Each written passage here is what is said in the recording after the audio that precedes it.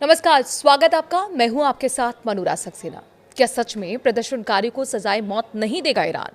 Khamenei शासन की चाल में फंस गए ट्रंप। ईरानी शासन प्रदर्शनकारियों को फांसी के आरोपों से इनकार कर रही है, लेकिन स्थानीय मीडिया का मानना है कि प्रदर्शनकारियों को कानूनी शब्दों में आतंकी या उपद्रवी घोषित किया जाता है।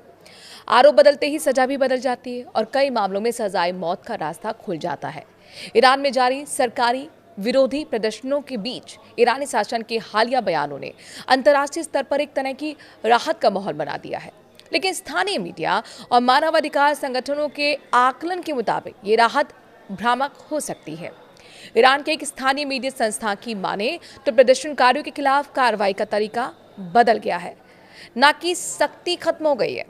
ईरान के विदेश मंत्री अब्बास साफ तौर पर हाल ही में अमेरिकी न्यूज चैनल से कहते हुए नजर आए कि तेहरान की प्रदर्शनकारियों को फांसी देने की कोई योजना नहीं है, बल्कि अमेरिका के राष्ट्रपति डोनाल्ड ट्रंप ने भी दावा किया है कि उन्हें पुख्ता सूत्रों से जानकारी मिली है कि प्रदर्शनकारियों की हत्याएं रोक दी गई हैं।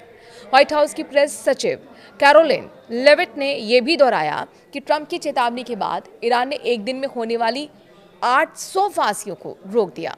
पहली नजर में अगर देखा जाए तो ईरानी शासन की तरफ से आया बयान बड़ी राहत देने वाली बात लगती है, लेकिन ईरानी पत्रकार पिछले रिकॉर्ड्स को देखकर बताते हैं कि तस्वीर कुछ और बयां करती है। ईरान में प्रदर्शन के लिए मौत की सजा का प्रावधान नहीं है।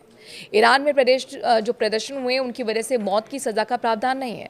मसलन शासन की तरफ से उन प्रदर्शनों को अवैध जरूर कहा जाता है, लेकिन उसके लिए किसी को फांसी नहीं दी जाती, बल्कि जेल की सजा दी जाती है। असल खेल शब्दों का है, प्रदर्शनों में विरोध की परिभाषाओं का है, जहां ईरानी प्रशासन प्रदर्शनकारियों की अलग अलग कैटेगरी में रखते हैं। खामनेई शासन के शब्दों का खेल कैसे है? मसलन प्रदर्शन में शामिल होने के लिए एक प्रदर्शनकारियों को शांतिपूर्ण प्रदर्शनकारी और उपद्रवी की कैटेगरी में रखा जाता है।